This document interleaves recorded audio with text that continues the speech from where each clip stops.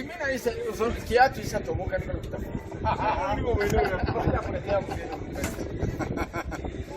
Ushafika hii Jerusalem. Sake iko. Mama espera ali muito baixo. Ele foi teu, né? Mas vamos ter mulher com.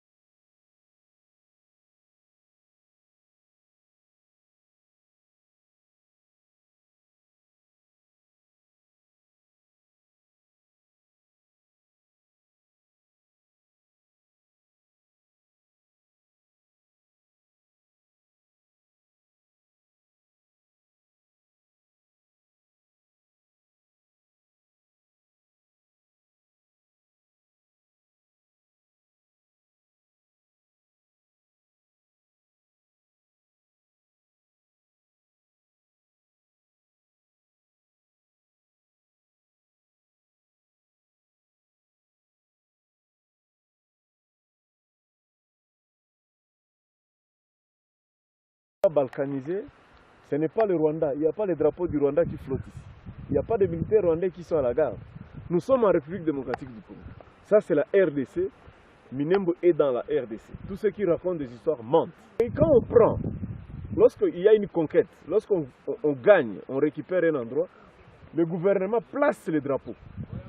Donc si c'était le Rwanda qui contrôlait Minembwe, on allait mettre les drapeaux rwandais. Mais le drapeau qui flotte là, il est de la RDC.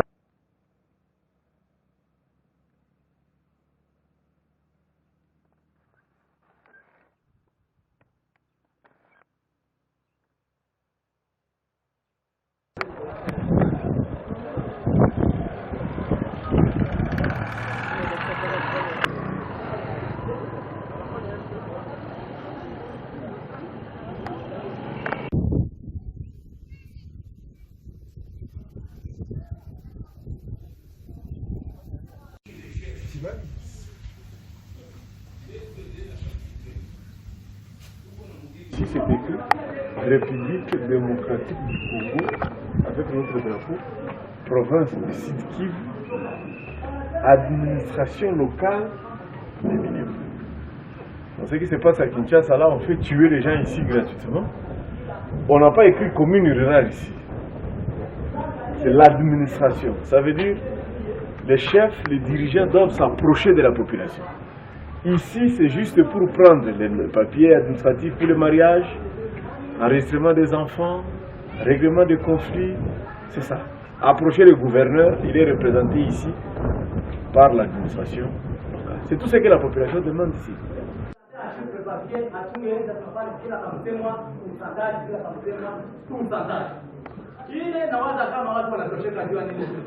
Tangu awali zamani sana mprojea vijana tunaweza walishindwa, ndio vile leo wangali wanashindwa vita, ndio tena mnarudisha, ndio wakuye tena tupatia ankete, kisha ile mandikateri yao mnawakamata, mnawarusha mapole, wanaenda Uvira, watafika Uvira watafanya nini?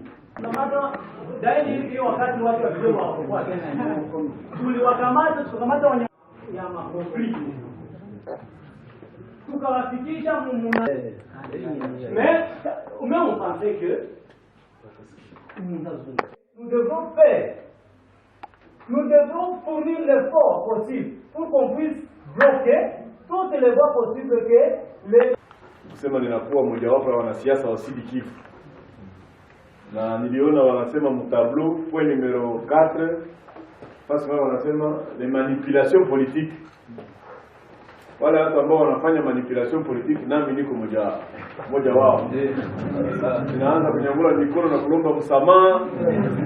Tusamehe sisi wanasiasa. Kwa sababu mauaji yenyewe hapa haiko masemi ya Wakongo. Mauaji yenyewe hapa haiko masemi ya Baluba. Mauaji yenyewe hapa haiko wasemi ya Bangala. Kama watu wako wanakufa hapa kwa plateau, ni kinywa yetu mbaya. Shie Barega, shie Banyitu, shie Banyamulenge, shie Bafulero, shie tuko tunasema mbaya. Na tuko tunalalamika kwa televisheni kule ulimwengu mzima iko inasikia. Shie tuko ndani ya magari, tunalala ndani ya manyumba, watoto wetu wanasoma. Lakini nyie mama wako wanabakwa, watoto wao hawasome, watu wako wanakimbia, ngombe ziko zinaibwa kila siku. Nikusema kwa wakati nyinyi mnafanya hii mkutano hapa, Mungu awabariki sana. Niko Mkristo tutasema mingi, ni wale ambao wataandika, ujumbe nilikuwa nawaletea katika kitabu ya pili ya Wafalme. Sura 2 mstari wa 19. Kwa Kifaransa wanasema 2 Rois. 2 Rois chapitre 2 verset 19. Verset ya pili tutaipata kwa Waebrania, Hebreu. Chapitre 11 verset 30. Wote tunaelewa. 2 Rois chapitre 2 verset 19. Hebreu chapitre 11 verset 30. Wafalme wa pili sura ya pili mstari wa 19. Waebrania sura 11 mstari wa 13. Ndio. Katika kitabu wa Wafalme Biblia inasema hivi.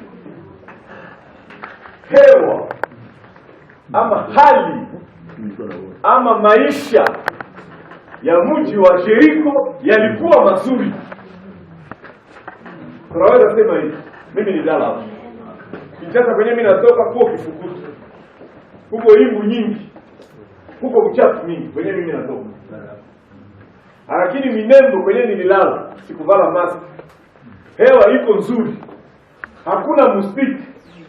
Na hali ni sawa kama unaona kwa macho, hali ya Minembo ni sawa. Biblia inasema Jericho nayo ilikuwa vile vile. Hali hewa ya Jericho ilikuwa safi. Yalikuwa mazuri sana kama Minembo. Lakini Jericho ambayo ilikuwa nchi nzuri, Jericho ambayo ilikuwa na hewa safi, ambayo ilikuwa na chakula safi, Jericho ilikosa kitu kimoja. Na ile kitu ambayo kilikosekana katika mji wa Jericho ilikuwa maji. Biblia inasema maji ya Jericho yalikuwa machafu. Na ikaleta mama kutokuzala. Ile ndio ilikuwa msiba wa Jericho. Kama mama anachukua mimba, mimba inatoka. Kama mama anachukua mimba, mimba inatoka. Nchi inaweza kuwa na majani mazuri. Nchi inaweza kuwa na hewa nzuri. Nchi inaweza kuwa na hali nzuri. Kama vile Minembo ina watu wazuri, ina hewa nzuri, ina mimea mazuri, chakula nilikula mgali ya muhindi ya mweupe ya mzuri sana. Lakini Minembo inakosa kitu kimoja. Mungu awabariki wakati mnakutanana hapa ili mtatue shida ya Minembo.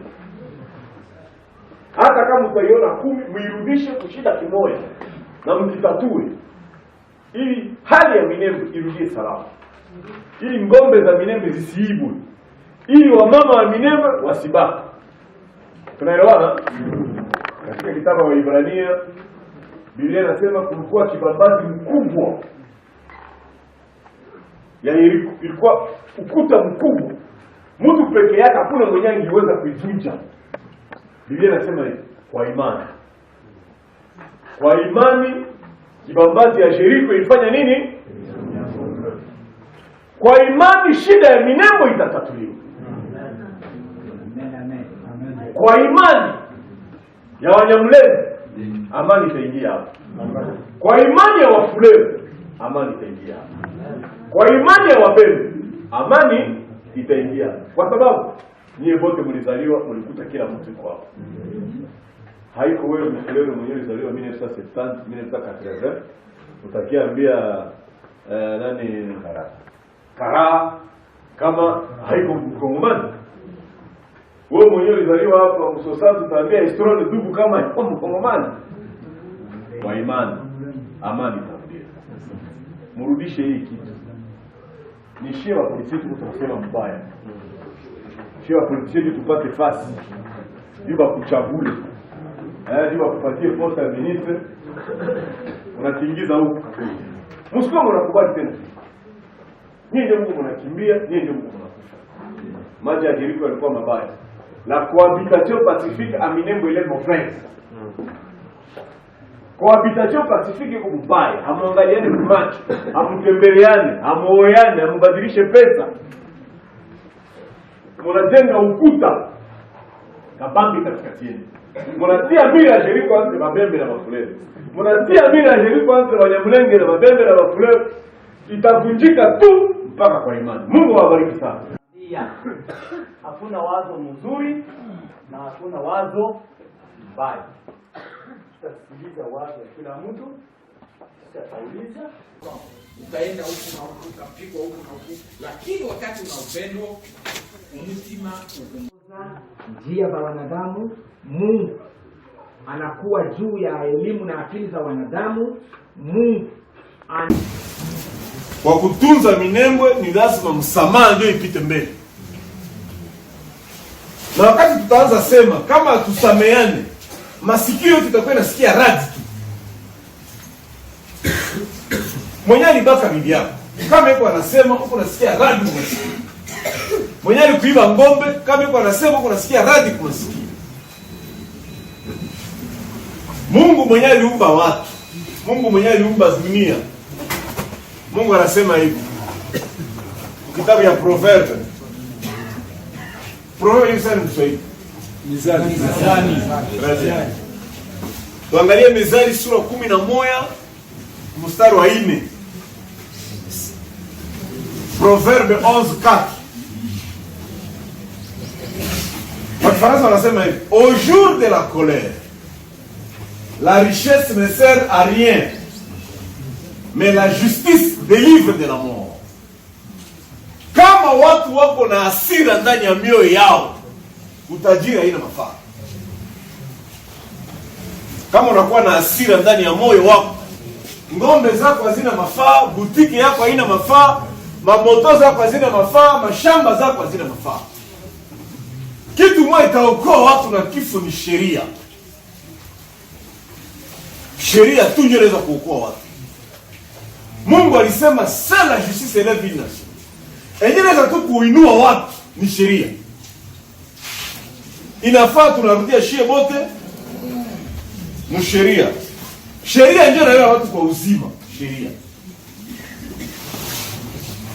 Sheria ndio inaepusha watu na kifo. Bamwami tuko nao hapo. Hauwezi kuwa mwami kama huko mtu wa sheria. Hauwezi kata maneno kama huko unabagua. Mwami mzuri ni yule mwenye Mubembe atakimbilia. Mwami mzuri ni yule mwenye Mfulero atakimbilia. Mwami mzuri ni yule mwenye Mnyamulenge atakimbilia. Burgumestre hawezi kuwa burgumestre wa Nyamulenge. Haiko burgumestre tena. Burgumestre ni wa Babembe, burgumestre ni wa Mfulero, ni wa wajane na ni wa watoto. Nous venons d'assister à une tribune d'expression populaire où chaque population, chaque couche de la population s'exprime pour résoudre le problème de la cohabitation pacifique. Nous leur avons proposé de formuler des objectifs de continuation et des objectifs de changement. Nous leur avons demandé de ne pas trop se fier par l'extérieur.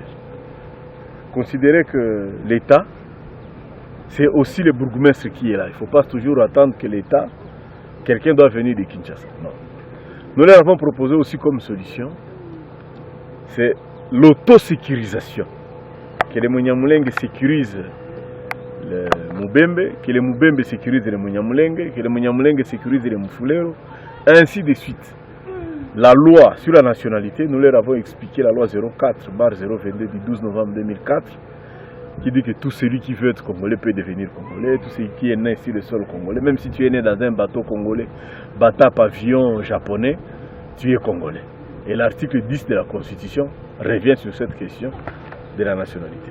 Nous croyons qu'ils vont comprendre, parce qu'ici aussi, on a stipulé qu'un tola égale $400 et une vache vaut $400. Donc les gens commencent à voler les vaches pour aller les vendre, ça crée une instabilité économique, ça crée une perturbation. Je leur ai prodigué 2 ou 3 versets. J'ai dit premier verset, Matthieu chapitre 6, de 14 à 15.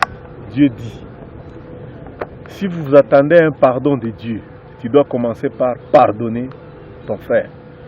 Parce que si tu ne pardonnes pas ton voisin, tu ne pardonnes pas ton frère, n'espère pas recevoir le pardon de Dieu. Nous avons parlé au niveau de Proverbes chapitre 11, 4, verset 4 et verset 19. Au verset 4, la Bible dit, malgré la colère, malgré tout ce que... Là où il y a la colère, il n'y a pas la richesse. Mais seule la justice peut épargner quelqu'un de la mort. Nous avons recommandé aux gens la justice. Espérer sur la justice, car seule la justice élève une nation. Il ne faut pas avoir justice de deux vitesses. Lorsqu'il y a un Munyamulenge commet un forfait, il est protégé par l'autorité. Non. Lorsqu'il y a un Mubembe commet un forfait, non, non. La justice doit être équitable pour tout le monde. Les autorités doivent être justes et équitables.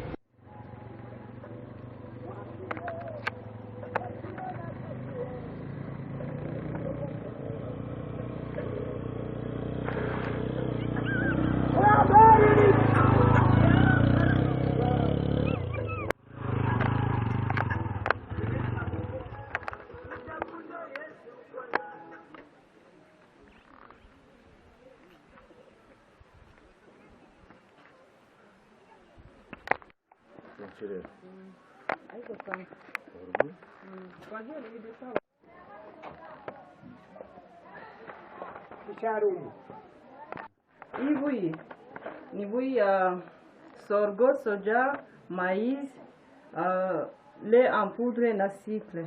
Napatia watoto wanagonjwa bwaki na wazee kwa juu ya kukosa maziwa. Hapa manake mkutime ya huku tulikuwa na mangombeza mingi, watoto walikuwa nazoea maziwa na wazee. Bati yote manake ilikuwa chakula yetu ya muhimu ilikuwa maziwa. Kisha sasa mwa siku kwa juu ya vita na mashida mangombe zikaenda. Sasa watoto waishaanza gonjwa bwaki.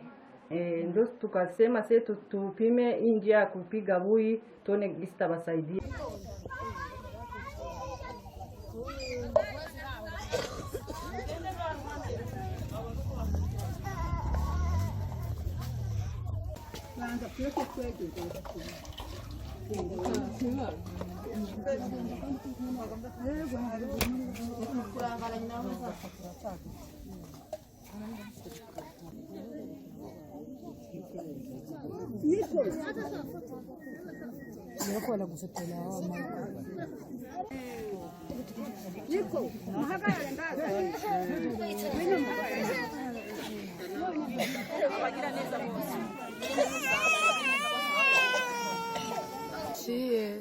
Tunakunywa boyo kwa juu mangombe zilimalizika. Tulipiganiwa na vita mingi sana hapa huku kwetu kwa milima mirefu. Ngombe zote zikamalizika, maimai wakazibeba na zingine zikakufa. Kwa leo sasa hatuko na maziwa, tuko tunakunywa bui. Na tunashukuru sana shirika la Go Company ndio yenyewe litupatia hii bui. Kwa leo tuko tunakunywa, na watoto walikuwa wanagonjwa bwaki wote, hata na watate na wamama wajito wale wote walikuwa na shida ya bwaki. Lakini kwa leo hii shirika itufanyizia vizuri, kila asubuhi tunaamkia hapa kukunywa ile bui, kupatia watoto bui. Na tena tunawashukuru sana na tunasema waendelee kutusaidia kwa juu hatujapata ile maziwa tukingaliki na ile shida.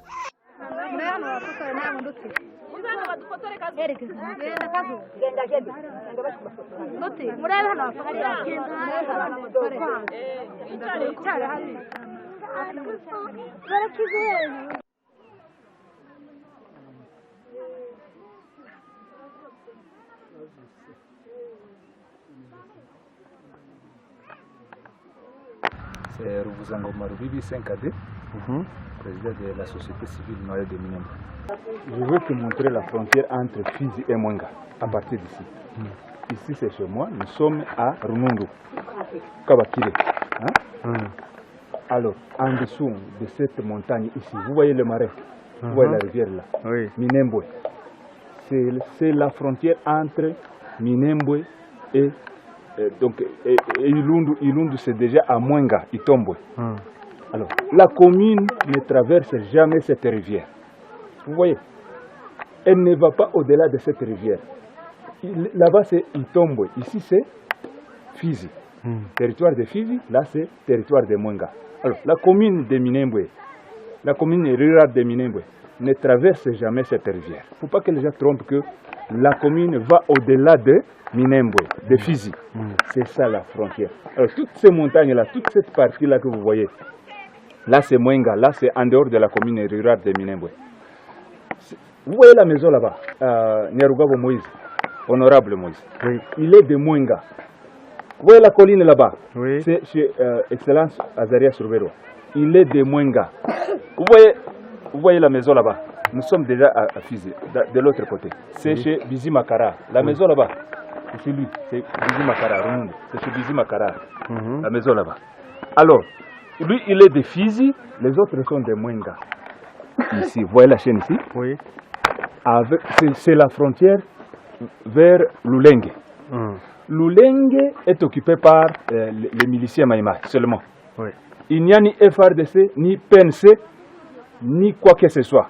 C'est une terre conquise par les éléments miliciens Maïma. Seulement, c'est eux qui occupent toute l'étendue. Et c'est vaste. Alors, là-bas, un Munyamulenge ne peut pas aller au-delà de cette colline. Les autres communautés peuvent vaquer librement et aller au-delà. Mais un Munyamulenge ne peut pas arriver au-delà de cette chaîne-là, cette chaîne de montagnes-là. Un Munyamulenge ne peut pas aller au-delà. Ils sont obligés d'être confinés ici, dans le centre de Madego. Alors qu'ils étaient de l'autre côté. Tous ces gens que vous voyez ici qui sont venus prendre la bouillie le matin, ce sont des déplacés qui sont venus de cette chaîne-là. Leurs villages sont abandonnés. Mais les FARDC sont là-bas. Là où nous voyons. Mais ils ne sont pas au-delà de cette montagne. Ils sont dans les villages abandonnés par la population. Nous, notre demande de chaque jour, c'est que nous sollicitons auprès des FARDC, la brigade ici, que les déplacés puissent rentrer dans leur village. Ni majamaa au ni watu? Majamaa.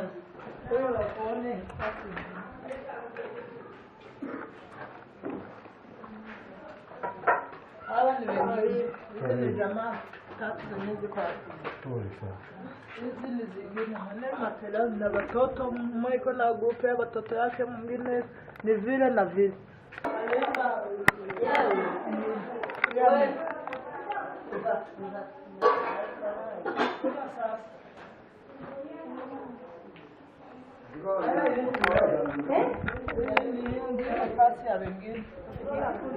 Watu kwa mingi.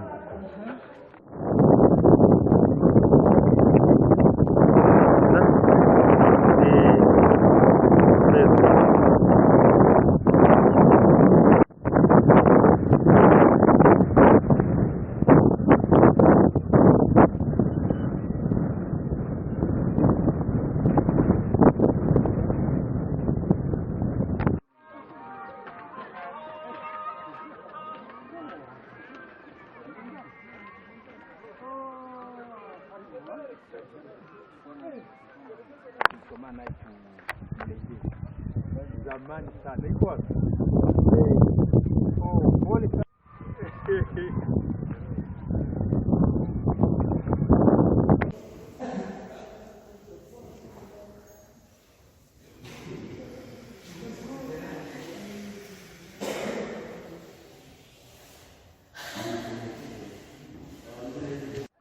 Leo baunguza kwa telefoni iko kanaenda sababu ilikuwa kwa aeroport Nairobi.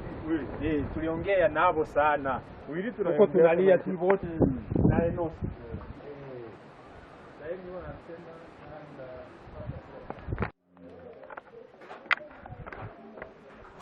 ya mosi ni mfamilia yao ya ripoti.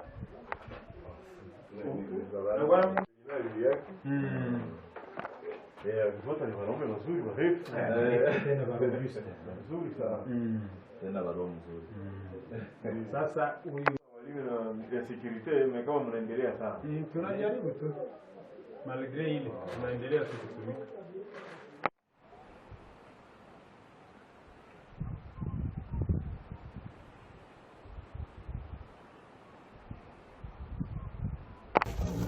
Tunachali mwingine kuna wenye mgumesura za moti.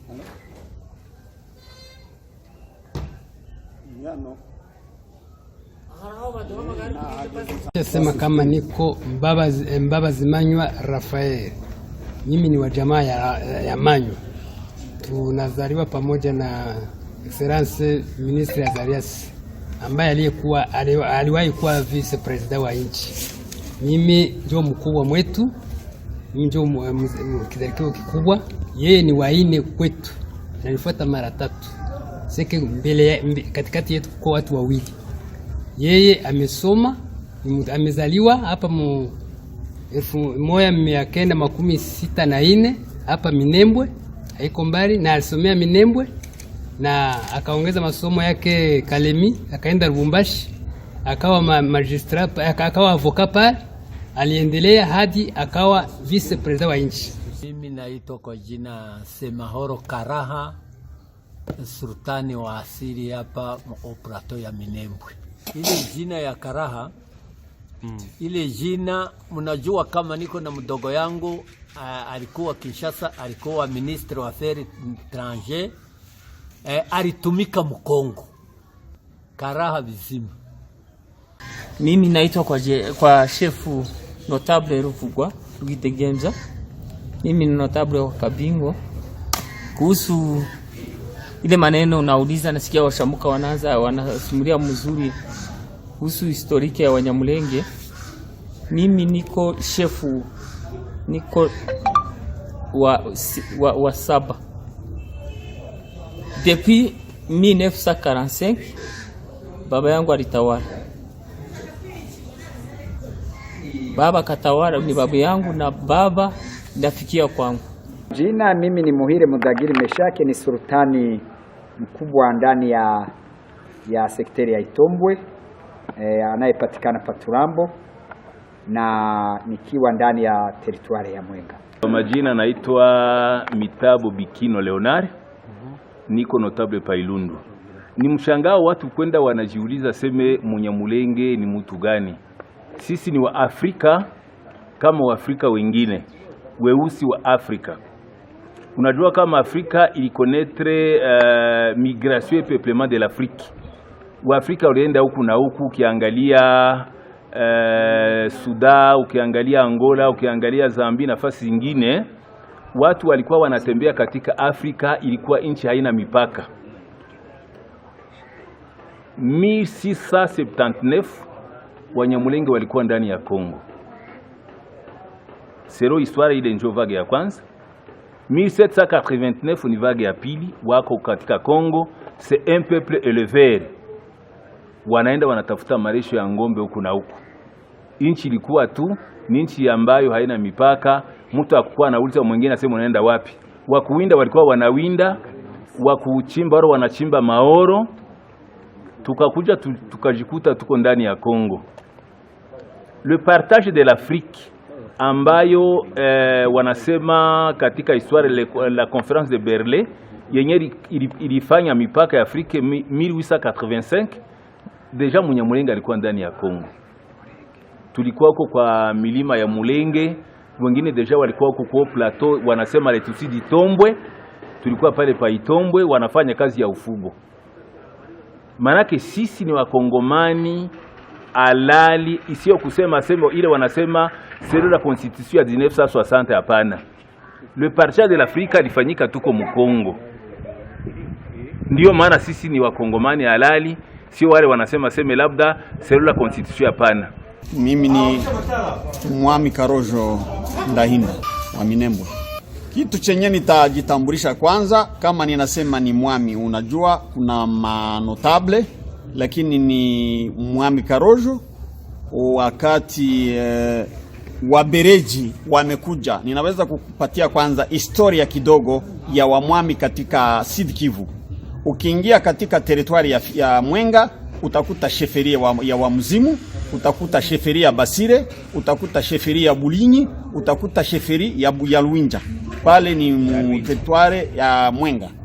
Na secteur ile masheferi mu teritwari ya Mwenga kuko ba mwami ni ba chef de chefferie bale benye nataja uekarte secteur ya Itombwe Savana. Wakati unaingia mu teritwari ya Uvira utakuta sheferi 3, sheferi ya Bafuliru, sheferi ya Bavira na sheferi ya Barundi de la Prince de la Ruzizi. Ukaenda mu territoire ya Kabare utakuta sheferi ya Kabare. Unaingia mu territoire ya Walungu utakuta sheferi ya Kaziba na unakuta sheferi ya Ngweshi. Katika territoire ya Fizi, wazungu wakati walikuja walikuwa wanaangalia yule ambayo wanaita mwami, wanampatia kitambulisho.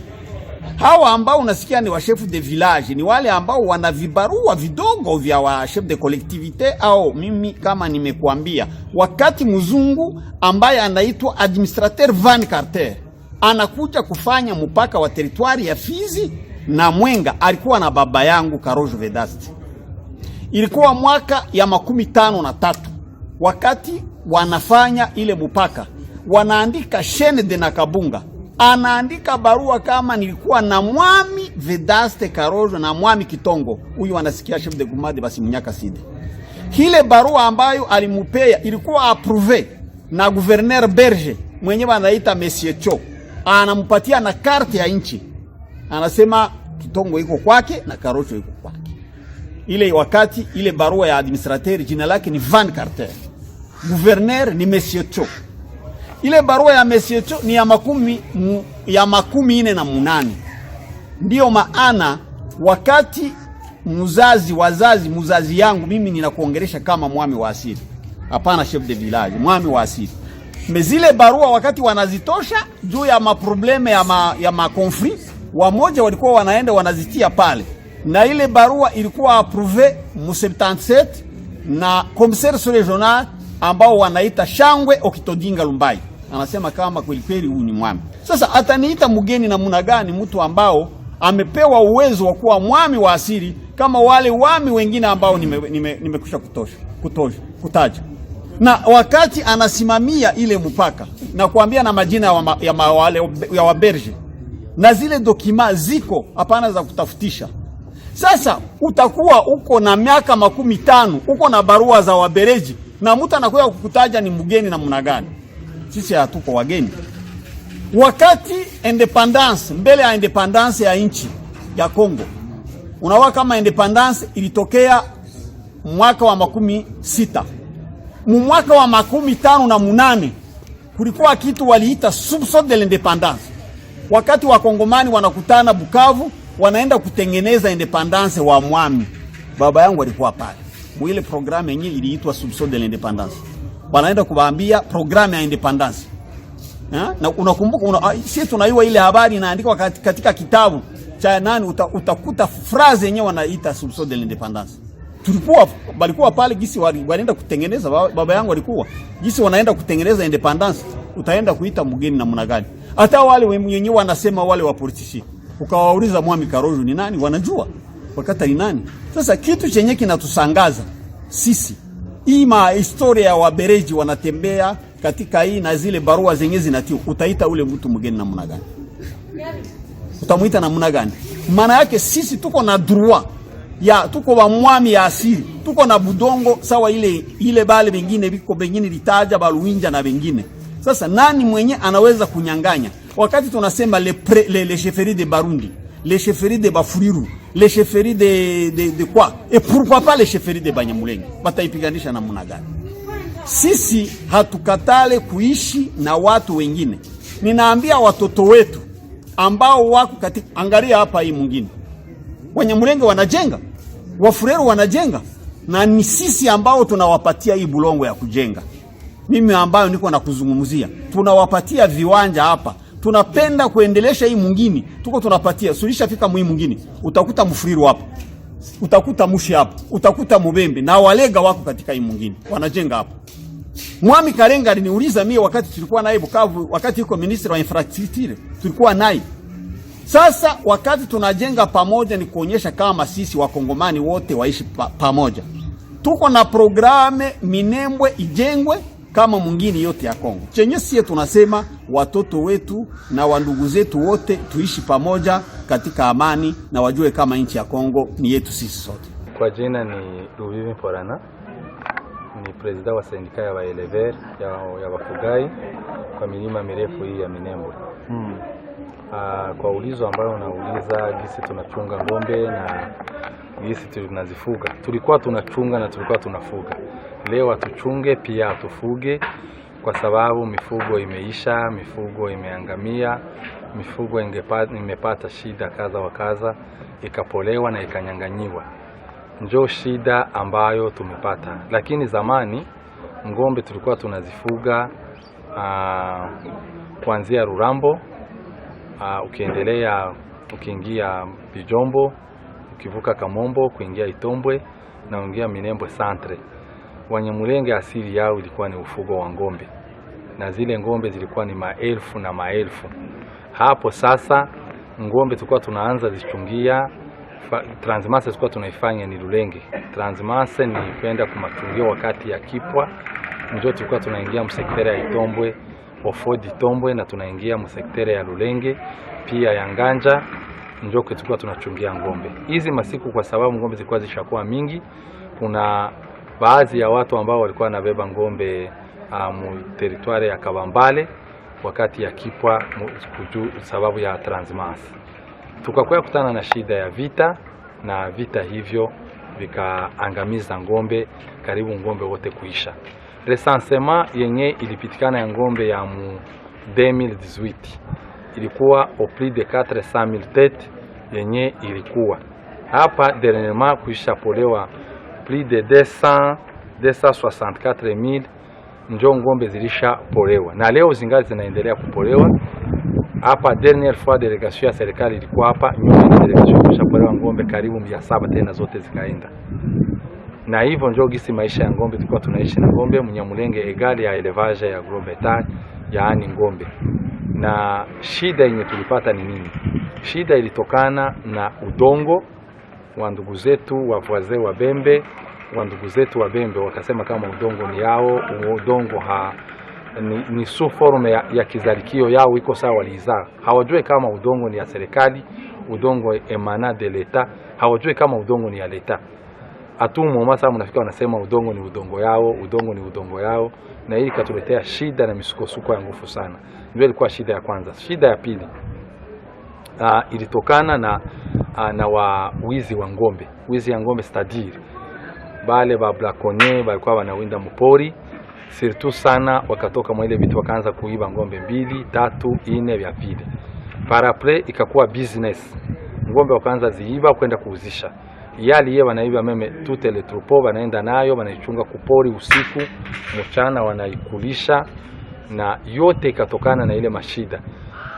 Na ile usiku wanaikulisha, mchana plutôt wanashinda wanaichunga kupori. Parapre wakafanya nini? Wakaanza enda iuzisha. Kwenda kuiuzisha wanapata franka, wanapata pesa, ikakuwa ni business. Ili katokana munjia za barabara kwenda Lulimba, njia kwenda Kilembwe, ile yote wakatuangamiza na wakatufanyizia mambo mabaya, tena ubaya zaidi. Nyuma njoo wakakamata sasa systeme ya kumaliza na kuravaje ng'ombe zote ziishe. Na hii kidogo ambayo tunawakia nayo haina nafasi ya kukula, haina nafasi ya kutembea. Donc iko hapa là où nous sommes confinés, na njoo kwenye ng'ombe ziko confinés. Hii chache yenye tunawakia nayo hazina nafasi ya kukula, nafasi ya kutembea. C'est presque la totalité ya ng'ombe zilishaangamia, zilishaisha. Na ile effectif inasema ilikuwa kungambo ya regroupement ya baelever. Donc ni Rurambo, ni Kamombo, ni Minembwe, ni Kilicha, ni Bibokoboko. Ile yote sio wote tushakutana na ile shida ya ile piaje ya ng'ombe. En bref, ile ndio tunaweza tukasema kwa ufugo ya ng'ombe.